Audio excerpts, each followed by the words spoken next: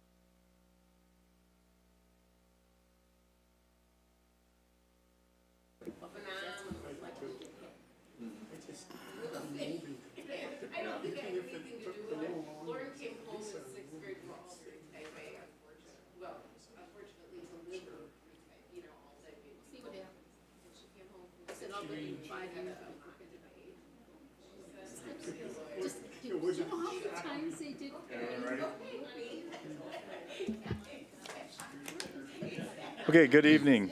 Welcome to the Plan Commission meeting for the City of Delafield for September 24th, 2025. Calling to order at 7 p.m. Please join me in the Pledge of Allegiance. Pledge allegiance to the flag of the United States of America and to the republic for which it stands, one nation under God, indivisible, with liberty and justice for all. Okay, roll call, please. Okay, Mayor Eicher, I am present. Dan Jaschinski, Here. Scott Cranky, Here. Ed Merrick, Here. Laura Schult, Here. Alderperson Wilkin, Here. City Planner Amy Barrows. Here. Excused tonight are Dan Cahalan, Mike Hausman, and Building Inspector Scott Hussinger. Okay, thank you. Item 4, looking for approval for the minutes from our August 27th regular meeting. Move to approve. Second. Any discussion or questions? All in favor, say aye. Aye. Opposed, say nay. Or abstentions? Okay, minutes are passed.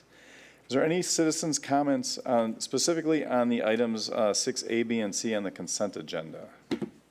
This is just citizens' comments for the consent agenda. And welcome Mike Hausman, who was just gracefully excused, but he's here. No comments for the consent agenda items? Going once, twice? Okay, citizens' comments for the consent agenda item are closed. Consent agenda, item 6. This is for items A, B, and C. I'll make a motion to approve. Second. Any discussion? All in favor, say aye. Aye. Opposed, say nay. Or abstentions? Okay, consent agenda is approved. So if you are here for the extraterritorial review for John Havnen, or similarly for Mihalovich, and for the Village Square Drive Jump Joy Cheer business plan of operation, I see your sweatshirt. Would you like to just say what you're opening up? I mean, it's usually we don't do this, but welcoming a new business is great. Just, yeah, press the button on the bottom and just say your name and address. You can sit down for a sec. My name is Cecilia Coons, and I will be operating Jump Joy Cheer out of 3130 Village Square Drive. We offer tumbling classes, warrior classes, preschool tumbling and gymnastics, and we also offer cheerleading, which is kind of our bread and butter. So, Well, welcome. You've been approved. Good luck. All right. Item 7, public hearings. There are none. 8, so this is for citizens' comments for anything that's not on the consent agenda items. So anything on the agenda or just in general? Any citizens wish to comment on anything at all? Okay. Seeing none, citizens' comments are closed. So 9, unfinished business. Item 9A, 524 Milwaukee Street. Hendricks Commercial Properties requesting to modify a site plan for a dumpster enclosure. Is the applicant here? Okay, well, Do not see TJ okay, well, so here. Amy, you want to explain what this I is can all about? explain this. This is pretty simple. So earlier this year, back in June, Plan Commission did approve a dumpster relocation for Hendricks to relocate the dumpsters that are at the site where Blue Collar Coffee is to the property, adjacent property to the south of Milwaukee Street. Those dumpsters were going to be located right along Milwaukee Street and take up 2 to 3 parking spaces. The request to relocate them actually came from the city because they didn't have enough space to enclose the dumpsters, and they don't really fit on that site. And they're right up against the road. So Hendricks was about to install those dumpsters. They talked to the garbage company and their contractors, and they would like to relocate the dumpsters to the south end of the parking lot on the south side of the street. And the city staff does actually prefer that because it gets the dumpsters further off of Milwaukee Street, so they won't be as visible. Same size, same amount of parking spots, potentially lost 2 or 3 parking spots at a maximum, and then same enclosure with composite material.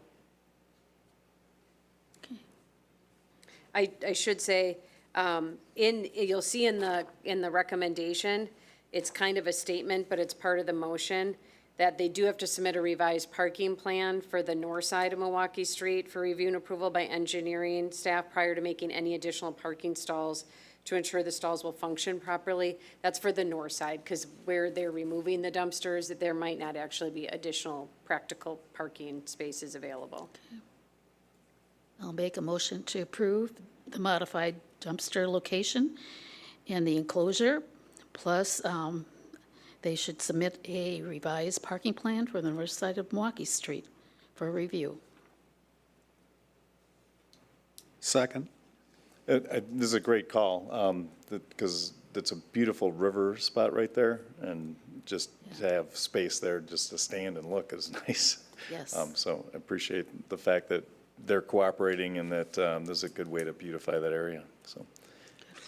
Any other discussion? Okay, all those in favor say aye. Aye. Opposed, say nay, or abstentions? Okay, motion is approved. Let's see, items 9B, 940 Indian Spring Drive, 1050 Indian Spring Drive, owner Sean Kelly, for a site plan appearance approval for grading activities. Amy? Okay, so I would ask that this item be continued until the October meeting. So the DNR did visit the site. They were extremely responsive, so that's great. They did go out there and visit the site on Friday, so that was after the report went out. And they are asking for a wetland delineation, which Sean did go and request that from a private delineator. I believe it's their intent to still get out there this fall. They're running tight on the delineation season schedule, which is going to end in October at some point. So hopefully he can get it done this fall. It is possible that he might have to delay the project until spring based on getting that done. If he does have to delay the project until spring, we will make sure that the site is stabilized with vegetation for now and then come back to it. We'll make decisions before spring comes, but he'll actually do the work then. So for now, we'll continue it, and either way, I think, whether he gets the work done this fall or not, we can put it on the agenda as a follow-up. Okay. So do we need to make a motion on that, or? I would probably just go ahead and make a motion to be safe. So we're just looking to continue this to the next meeting, if someone would make that motion. I'll make a motion to continue Sean Kelly's property till next month. Second. All in favor, say aye. Aye. Opposed, say nay, or abstentions? Okay, we'll see him again next month. All right, so item 10A, DELC 0793054001, 403 Genesee Street, owner Jaminos LLC, applicant Dr. Michelle Riegelman, requesting a site plan and appearance approval to replace the roof on the subject property occupied by Delafield Chiropractic. Welcome. So you can say name and address, please, for the record, and then we can speak into, no, it's already It's green. on already, but yours is not. So you hit that once. Michelle Riggleman, 403 Genesee Street. Paul Riggleman. I Same don't address. work there, but somehow my name's on the title, so. All right, Amy, give us an overview of this, please. Okay, so Dr. Riegelman would like to replace the roof on this is the chiropractic office across the street on Genesee Street, just a bit to the south. So that's a pretty big building. The roof is in disrepair, needs to be replaced. An estimate was done to replace the roof with cedar shingles, which, as you know, a lot of the buildings downtown do have cedar shingles.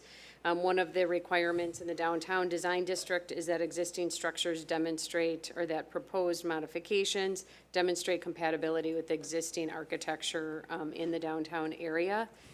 So she did attempt to consider cedar shake shingles. The cost is quite a bit higher than any other type of product and does require routine maintenance. And so she's here to propose two different types of material. The preferred material would be a Certainteen Reson Shake product. So it's intended to emulate a cedar material. I believe Miller Marriott is going to be replacing their roof material. Do you know the Miller Marriott office here? With a similar type product. However, the one distinction is that they're not actually within the downtown design district, whereas the applicant is. But it does have much lower maintenance, and according to the applicant, the material is free of algae staining and fading. And then as an alternate option, she would propose a Da Vinci product, which there's a whole bunch of material in the packet on that. That's a metal type material that's meant to look like cedar shingles with no maintenance. However, that is a little bit newer, and she's less familiar with it, so a little bit more hesitant to go with that type of a product. Both, my understanding, both are much cheaper than the cedar, so I can let you kind of explain it a little bit Right. further. And I did speak, when we emailed initially, you had told me to reach out to Miller Marriott, which I did, and this is exactly what they're using on their roof. The asphalt, the resaw and shake, it's about $40,000 to replace my roof with that.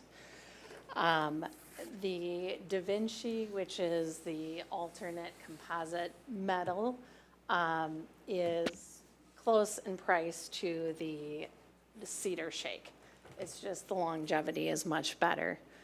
I actually am one of a few along my side of the street that both of my neighbors, as well as, because I'm just 2 buildings up from the school, and I am one of the only ones actually that has a cedar shingle roof on my side of the street until you get to Godfrey and Fry. Just curious, what's the price of that roof compared to the? Asphalt is about 40,000. Both the composite and the cedar are 100,000 to replace the roof. Yeah. I actually know a lot about both products. I have a member in the family that works for a distributor, and the Da Vinci, there's only one place that I know of that sells it down in Illinois. That's part of our company. It is a very premium product. It'll outlast anything else, actually. They've had no problems with it. So that's my take. You know, if you want a premium product, you don't have to worry about replacing your roof. Sometimes it's worth the money. I know it's a wash when it comes to that versus cedar. It's pretty close in price. We've had our own personal experience. We've had 2 roofs on some of our residents that we've had to replace that were cedar shake, and just had nothing but problems with them with the cedar shake. Oh, yeah. This new product, we talked to Zern's Building Products, and apparently it looks very similar, very close to the cedar shake. And I know we plan on doing a lot of other things to the building too, as far as just paint and cleaning it up. So I think the roof will look obviously very nice when it's done. And one of the roofers that I spoke to that was actually very passionate, I mean, there was a lot that went over my head, but he did say, cedar, they don't make it like they used to, and they're harvesting younger trees, and it's not as, the thickness isn't what it was back in the day, just like most things. And so he said, I would never do cedar, but with experience with cedar, within a year, you start to see the change in the color and Cupping and moss cracking on the and north side, breaking. right? Yep. So, Amy, I have a question. I think you're on solid footing from a logic perspective. I don't have any difficulty with it, but I am curious if the way you described, I don't know if it's a code or not, is it general, or does it call out single cedar shake and other things of that nature? No, it's a general statement. There are certain comments about architectural style of the type of buildings being compatible, but really the closest link to the roofing is this modifications to existing, requires that modifications to existing structures demonstrate compatibility with surrounding architecture. I know Another applicant had come in and asked about the roofing materials, and I just looked back into the history, and there's one example, I'm not really sure how many years ago it was, when Town Bank came in, and they were required to put in the cedar shingles. Now, with that being said, I don't know what they came in asking for either. But that was the only example I had that I had in my historical research that I could think So of. my interpretation is it's not spelled out, and thus we would have the ability to be subjective in our decision-making process. Okay, thank you. What did they tell you about the longevity of the asphalt? Pretty much the same between actually the asphalt and the composite, that both will outlive my time period in the building itself. I think they were saying 50 years. Yeah. Yeah, 50 years on the, And- and it's a dimensional as well, so it's got extra thickness Yeah. to it, so you know that better than I do. So. I have two roofers right across the street from me, too, so I know a lot about You can't get away roofing. from them, and here we're talking about roofing, oh, Yeah. man. Yeah. And it's, the difference between cedar and these two products, also the fire and the algae and the mold and the maintenance-free. You can't get LG, though, on it, believe me, because I have a Can you? newer roof. And fiberglass, yeah. Okay, Oh, yeah. Oh, yeah. okay. So, I Well, mean, that's what they I say. just put one on. They do put additives in this now They do, but to prevent algae. And I had a roof on our lake home that was always algae. None has been on it in Yeah. 5 lucky. years now. mine So- formed algae on the backside. Okay. Yep, Anyways, Too I much shade. sympathize with the maintenance and problems with cedar, and yeah, I, right. I do this too. wouldn't bother me.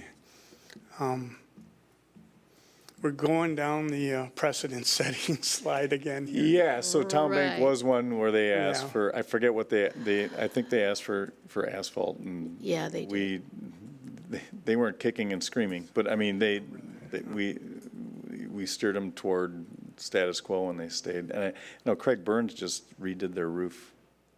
And for some odd reason, they got rid of their copper gutters and put up aluminum gutters, they maintained their, but they look like copper.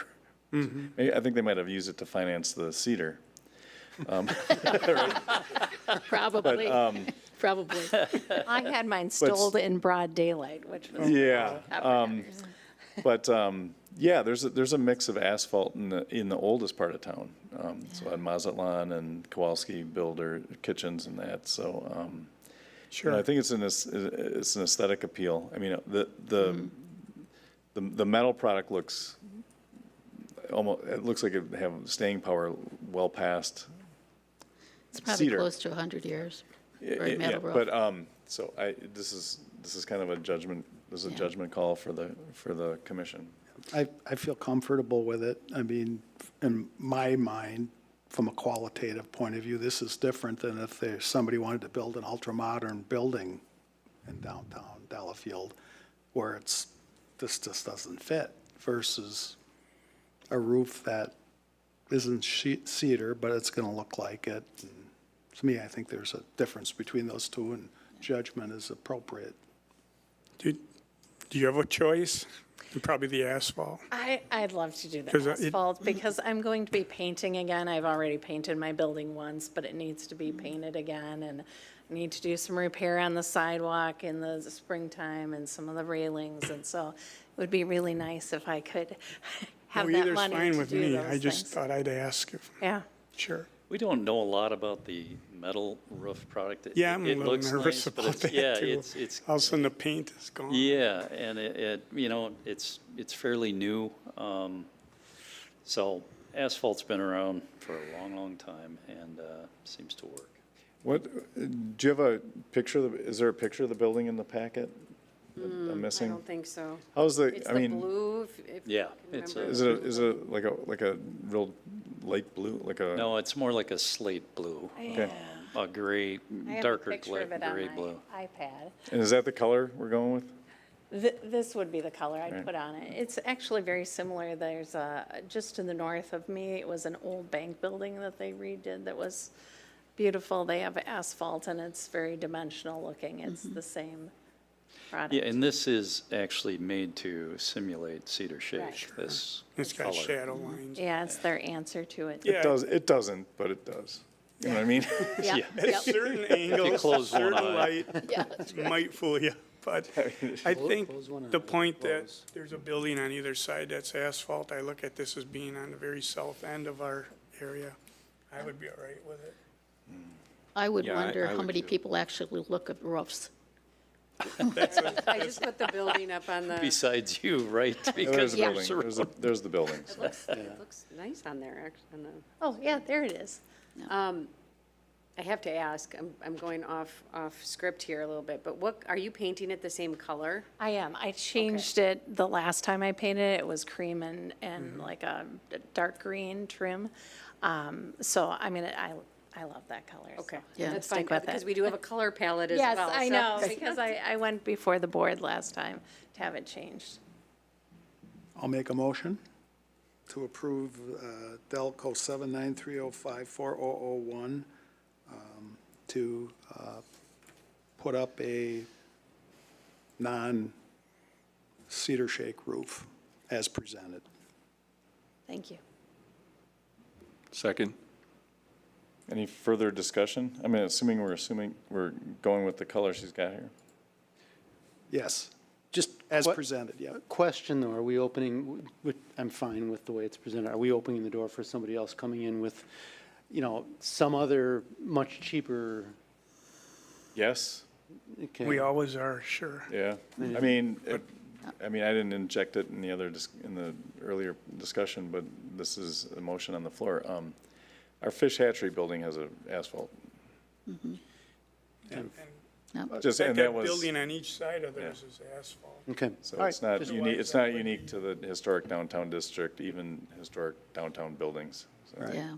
Just law of unintended consequences. Okay. But I would argue if they had come in with a non-cedar shake look with a low-quality shingle, in the future, we would reserve the right to say that's not acceptable. Correct. All right.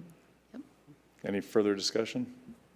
All right, all those in favor say aye. Aye. Opposed, say nay, or abstentions? All right, get roofing. Thank you. All right, Thank you. thank you. Good luck. Thank you. Okay. Item at 10B, 730 Mill Street, owner and applicant Matthew and Christina Pavlicek. Site plan appearance approval to construct a privacy fence on the subject property. Welcome back. This is a new applicant. Oh, I'm sorry. Okay, name and We address. want to just give your names and address, please. Sure, Christina Pavlicek, 730 Mill Street. Matt Pavlicek, 730 Mill Street. Okay. Okay, Amy, overview, please. Okay, so this property is on the south side of Mill Street, south and off of a lake, a block. The applicants are proposing a 6-foot tall privacy fence. I will find the site plan here. On the screen, you can see it in green. It's highlighted in green. So it'd be 6 feet tall, privacy around, most of the perimeter of that backyard. They're proposing the fence to be 3 feet from the lot lines. If you take the measurement around the entire perimeter, it's 171 feet in length. Looking at the pictures in the packet, I did try to peek in the yards, but I couldn't get back there. It does look like the fencing that's there now is all open, that meets the 50% open fence criteria. The applicants are proposing the fence for safety of children and pets, and they do feel that it contributes to the long-term character of the home and neighborhood. They did put together a nice packet of information. With that said, as you know, because you've had several fences over the last couple of months, the city does have a policy to try to avoid that privacy appearance as much as possible. So I'm not going to read through all of the standards that they are in the packet, and I've read through those a couple times recently, but if you have any questions, let me know. The reason why it does need your approval is because of that, it's not 50% open, and because it exceeds the 4 feet and within the setback. The typical setback on this property is 10 feet, and they're proposing that 3 feet. So in order to encourage the cohesive and compatible development that protects the aesthetic quality of the city, Plan Commission should consider whether or not there's any opportunity to reduce the height of the fence, relocate the fence or redesign it, or supplement it with landscape material in order to reduce its impact while providing that privacy. There are pictures in the packet. It's a little bit hard to tell where, like in this picture, I have to ask you, the siding that is showing here, is that your house? Yes, it's, yep. Okay. And so you can kind of see the fencing, and I mean, there is a bunch of fencing in between these yards. So here's a picture of the fence, and then a neighboring property has a black fence. Sorry, just for clarification, that is a small pup fence. That black one to the right is in our yard. That's temporary for now to keep our pets safe. But yes, to your point, the other black fence is for the neighbor. Is that an existing fence that's up right now? That is an existing fence.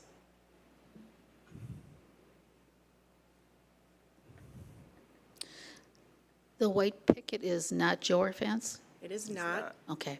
however. And it is right, I mean, it was literally right on the property line. So we had a survey done, we bought the house in June, so we had a survey done, completed, just to verify, because the city one, I think, was only a proposed survey.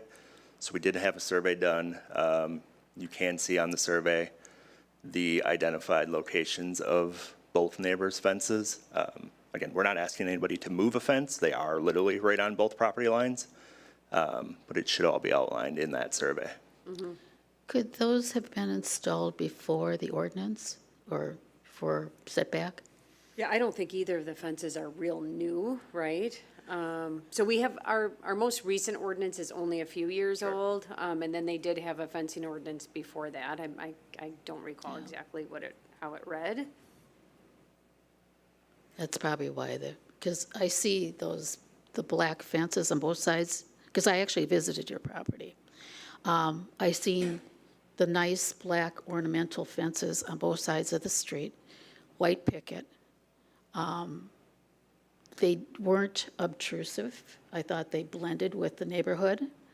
I'm not so sure a 6-foot solid fence would. These are very small lots.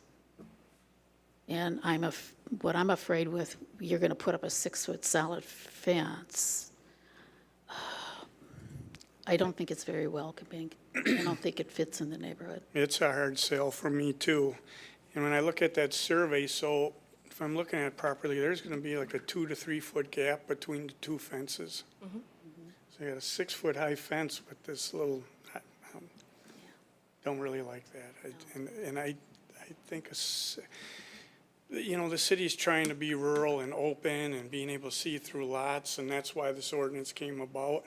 A 6-foot is basically a wall, a solid 6 foot. And 4-foot fences are required at pools for safety, so I think 4 foot covers you for safety. So yeah, it's a hard sale on me. What's the existing white fence not doing for you? Besides, there's a tremendous amount of algae and it's not maintained. That Okay. isn't ours. So therefore, it's on our property. Any fence that we're having to put on, we're having to essentially erode the lot line by having to move closer within our own property. So they're not on that setback. So within our yard, we're having to go even further if we were to even have a 4-foot fence, and it's not providing the privacy. One of the things I did want to call out based on where we are, that entire block behind us is a commercial, within the commercial district. So there is the Classic Automotive, which is in our eyesight within our backyard. That same owner owns under an LLC, under the property directly behind us. And then the other property is a rental property. What you can't see based on this aerial shot is that it is truly a patchwork of fences. The one that's diagonal, they put up a 6-foot fence on the property line. So we're trying to just create a cohesive experience within our own yard. We don't want our neighbors to have to move anything. They've been there long before we are. We're just trying to enjoy our property that's in the backyard based on how they had it prior to us even being able to move in. So that black fence that I'm seeing in this picture, wrought iron fence, is your neighbor? Yes. Okay, which I don't have a problem with. I think it keeps animals in, it keeps kids in. I think that's more appropriate. So respectfully, if you look at the survey, it's actually, their fence is a foot over our property line. So behind us, they're on the property line. And if actually you look to the right, our neighbor has all of their yard rubbish and logs that they keep for their fireplace on the property line. But you shouldn't need a fence to prevent that from happening. Yes. I'm sorry? You shouldn't need a fence to prevent that from happening. Preventing needing to look at it? People using your property to store their goods. Well, we don't, the properties to the red property and the blue property to the left, one property is 125 years, the other property, we know that those neighbors have been there since 1977. They've long existed. So with the fence, we're not asking our elderly neighbors next to us to move their many pallets of wood that they utilize to heat their house in the winter. And by putting up a fence, it allows us to enjoy our backyard while also being neighborly and allowing them to continue to use that portion of their land, of a shared land, I guess, if we're talking about a small dense area. And given the circumstances, we're just trying to keep everyone happy without, having our neighbors really be disrupted. I understand that, and I think that's kind of you. Unfortunately, your solution is counter to the city's code. Yeah. Could you plant like a hedge? So we've definitely entertained a lot of ideas. The house that is directly behind us, so where that brick building is that's the classic automotive store. The LLC owns the property directly behind us. There's a 100-year-old oak tree that about a third of the tree is over that fence line on our property. We're working with the owner to trim that back as much as we can, but it's very, very shaded. So to really get anything there that would be substantial to be able to block that is going to take years. Why would you need to block the tree? I mean, if you were to put up arborvitaes, for example, Sure. I mean, the tree's part of the Or- landscape. You could even do a privet hedge. Sure, yeah.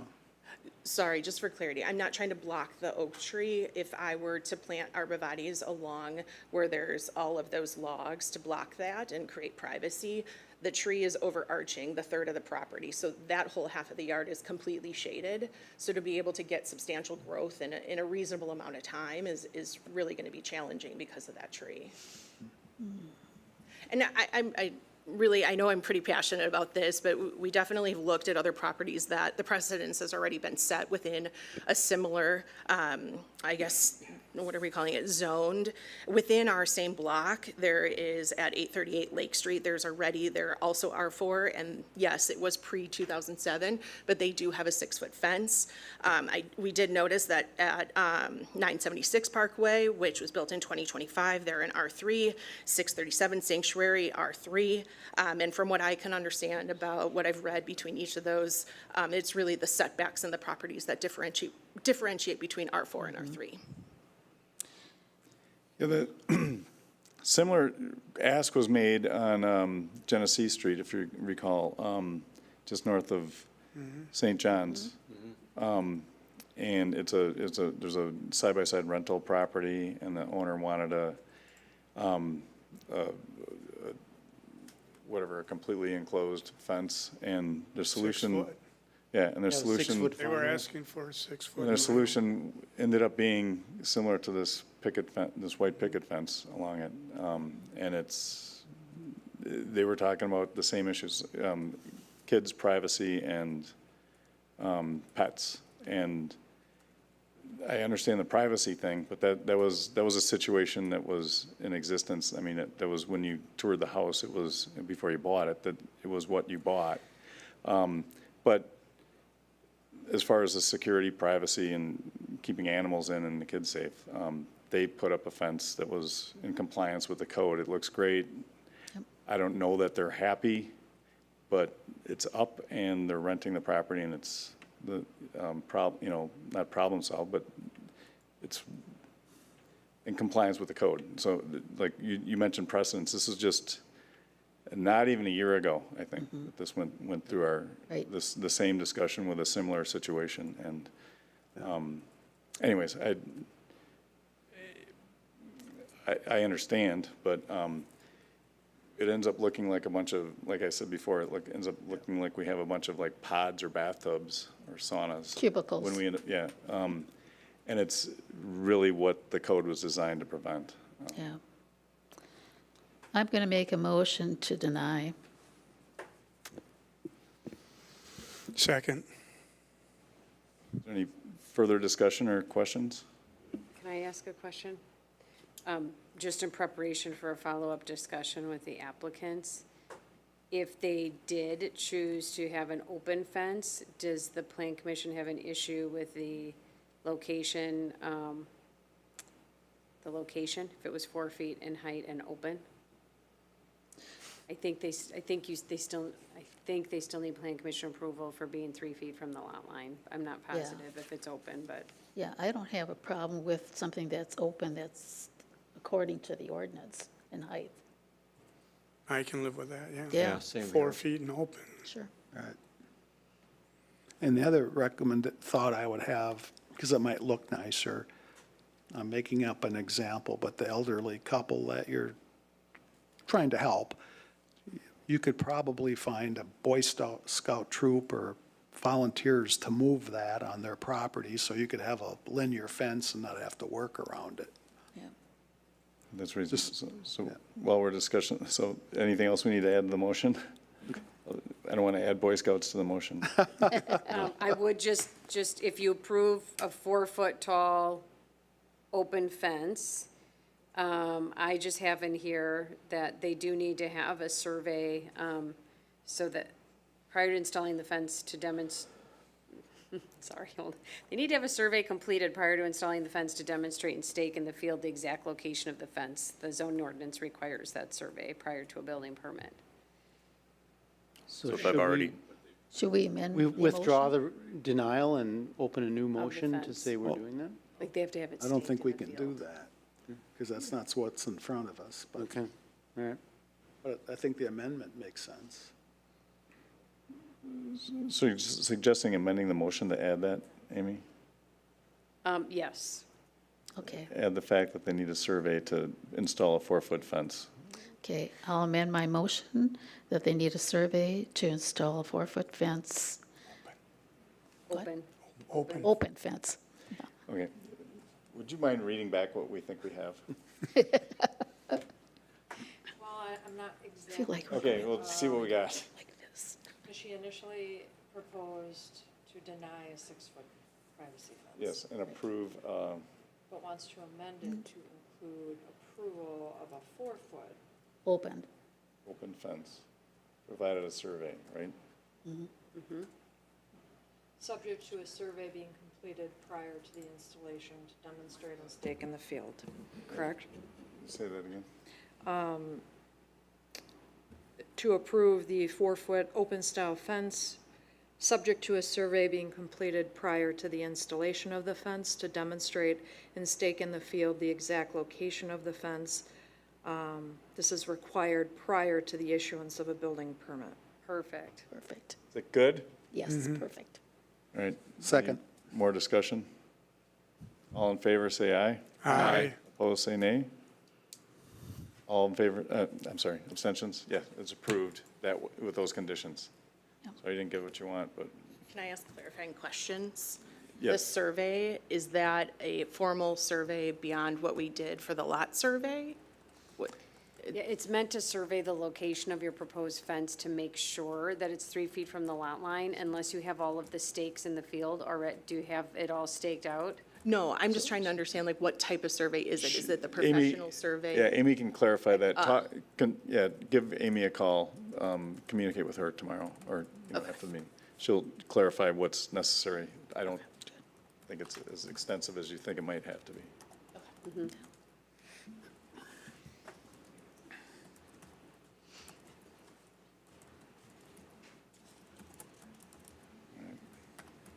Long enough, my computer timed out. Okay.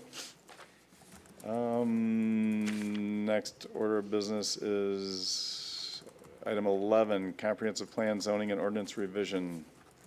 Provide feedback and schedule a public hearing to amend text of chapter 52 to allow artisan and craft workshops and studios as a conditional use in the A1 agricultural district, subject to certain conditions being met. Getting comfortable here? Yeah. I am, I feel like I'm I think here you're gonna every keep month. coming Know on your name and Wednesdays, address, even. so why don't you say it again anyway? And then you sit through the entire meeting too. That's the worst part about it. Every time. Bonnie Doff, 200 Neshota Road, Neshota, Wisconsin. The property in question is 345 Neshota Road, Neshota, Wisconsin. All right, thanks. Amy? Okay, so at last month's meeting, you did agree to initiate the application. We did go back and forth with some language, so this month's meeting is intended to try to finalize the language as much as possible and schedule a public hearing for next month. And then I did talk to Bonnie about reaching out to her neighbors, and I'll let Bonnie describe if she was able to talk to anyone, but she did send a letter to all of the owners in Hawthorne Farm. Did you send it to all the owners of Hawthorne Farm? Or Yes, to the correct. homeowners Yes, association? yes, Okay. correct. So she is trying to reach out to get feedback before we get too far down a path and then hear information. But at last month's meeting, we talked about 3 acres versus 5 acres. I believe the feedback that I got was 3 acres is probably okay, but that I should look at the properties. And I noticed, I don't think this ended up in the packet for some reason, but I did do an analysis. And there's 18 properties that are zoned A1 that abut and have access on a collector or arterial street, which is another requirement. And then 17 of those 18 properties are at least 3 acres in size, and 14 of the 18 properties are 5 acres in size. All of the properties that that apply are either next to Bonnie's house, the Neshota Road area. And then the Gale Farms has that 259 acres. It's a pretty substantial holding that is currently being preserved. And then there are 5 lots southeast of C and 94. Where there's that potential development area, that you have the adjacent lots south of that along the road. Those are also zoned A1, and then the rest of the parcels are along 83. And if you'll remember, a lot of those agricultural properties are intended to be some kind of mixed use anyway down the road. So the likelihood of those remaining agricultural long-term is low. So although there's 18 properties, 17 being 3 acres, they're all in I would say, pretty reasonable areas for this type of potential use. Either Neshota Road, Genesee Street, or Highway 83. So you're saying the 3 is fine then, first? I would think so. I mean, I can show you exactly where the properties are, but they're either right on Neshota Road. Again, those like 5 properties right in a row on Genesee Street. And then 83, I mean, that's served by sewer and water and has all kinds of stuff going on. Okay. And actually, the ones on 83, sorry to keep it on, are the, almost all of the properties between 3 and 5 acres are on 83. There's 1 3-acre property on Genesee Street.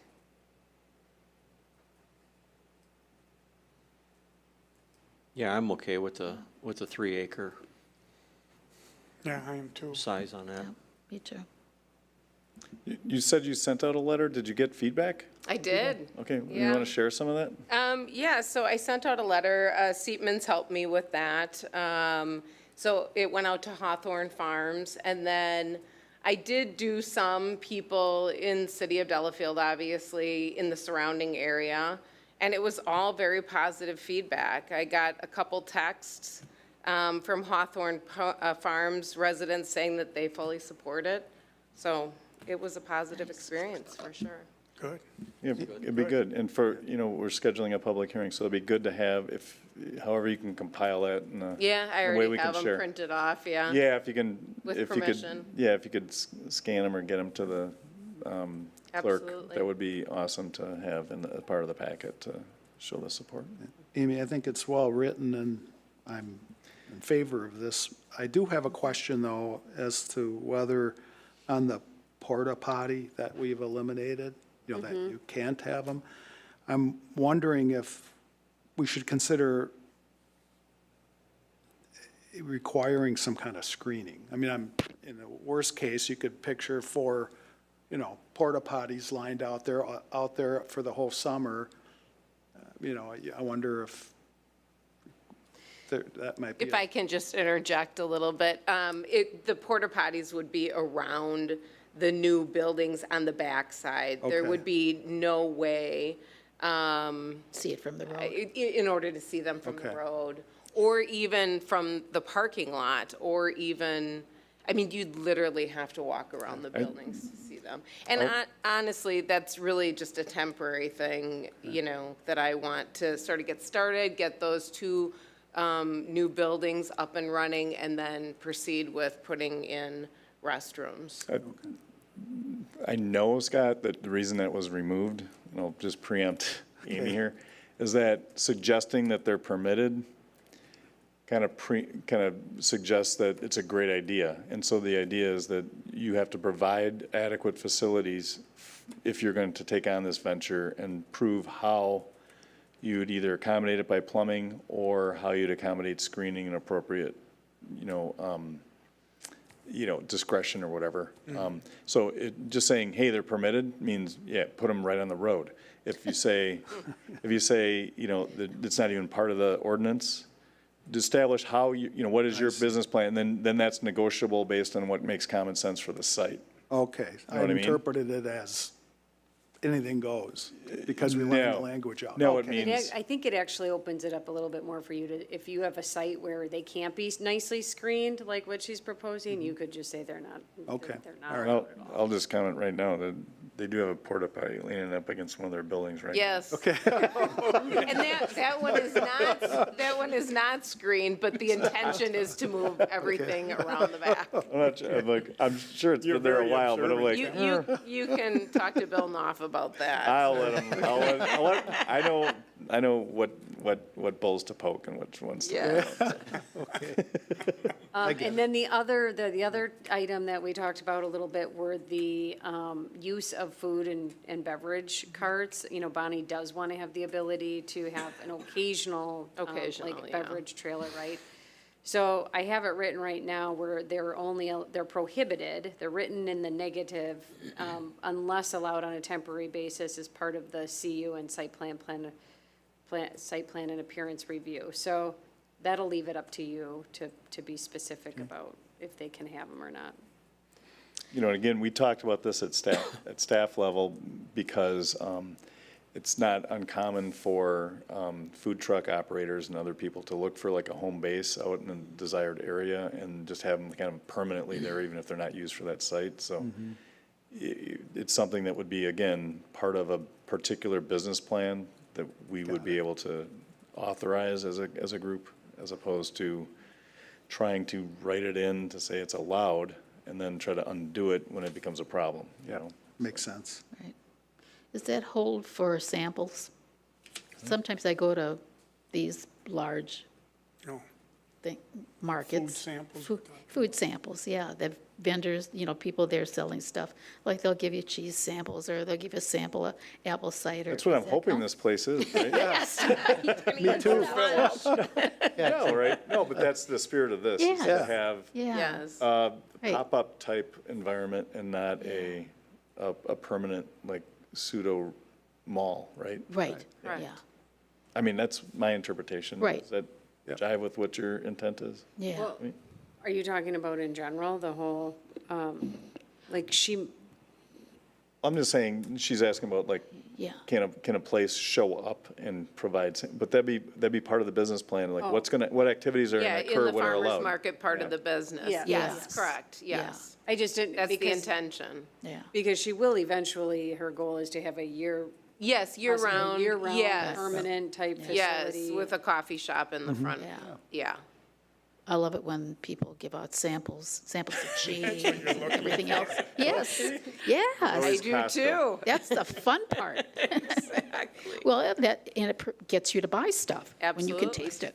But no, I think as much as possible, I'd encourage you to get, spread the word with Yeah. your neighbors in the community. And I am throwing out lines too to people, I know people in the neighborhood that, just to make sure that they're aware that this is a possible change, and I haven't heard negatives about it. It's just like I very interesting. haven't received any negatives, and I've contacted my immediate neighbors that I know well. And, you know, the one thing I do know, like, and there'll be site plan issues with, as far as where entrances and exits are for your parking because of the hill you've got. Yes. From the east.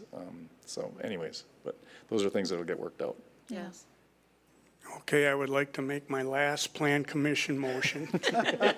Motion to approve a public hearing for the October 29th, 2025 meeting.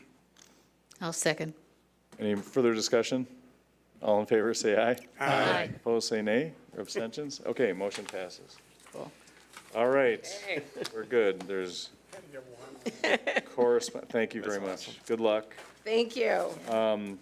Correspondence is in the to it. packet. Planner, any reports? I think you've got a little bit. Okay, so just a couple of updates. We can't really have a discussion on these items, but the Commodore was on the agenda last month. They'll be coming back in October. They are working with the neighbor, and they need to determine costs related to some potential additional screening. So they want to make sure that they talk to her and understand those items before coming back. There was another fence proposal, the Johnsons, where Plan Commission asked them to break up their fencing or to wait until the sides were up Across on the street from the lake. house. They are also coming back in October. They needed to prepare some modified plans because they are proposing some modifications.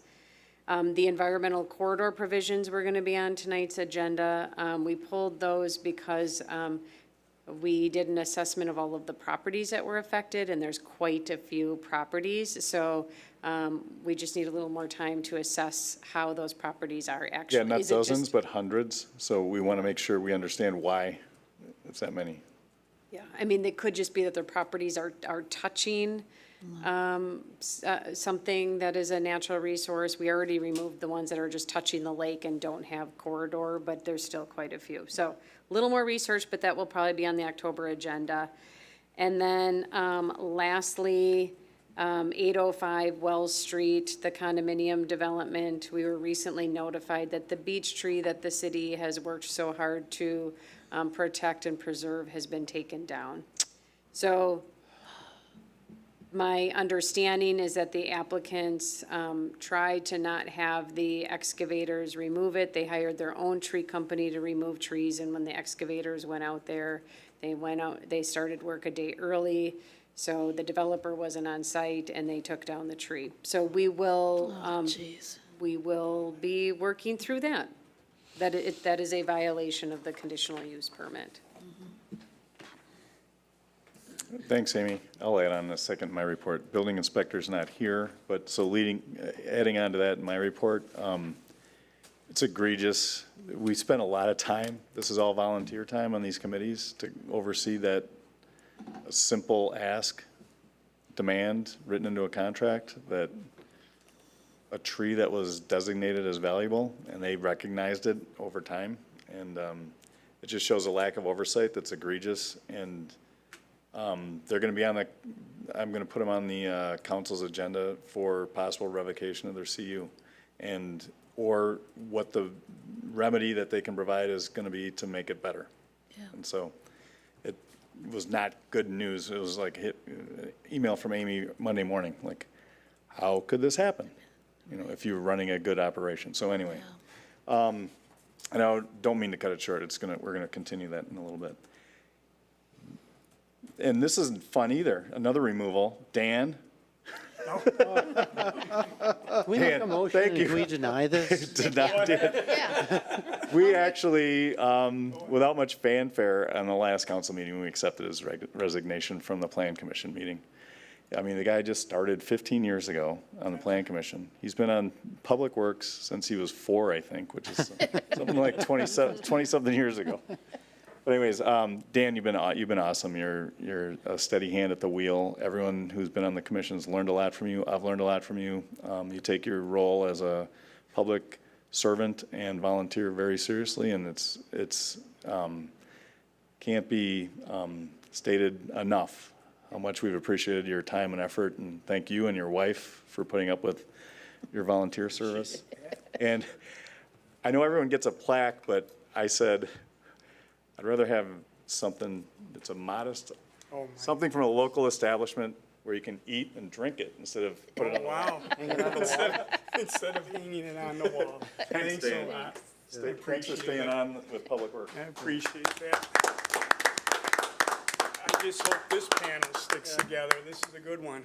Yeah, no, we've got a good team Pay here. them well. If you do if you cost average it out, you're getting about 80 cents a meeting out of that gift certificate. So you guys all know what you're in for. Appreciate that. All right, Thank thanks. you. Thank you. All right. Plan Commission dates and deadlines. Regular meeting is October 29th coming up. Our submittal deadline is next Wednesday. And seeing no further business, we are now adjourned at 7:56. Thanks, everyone.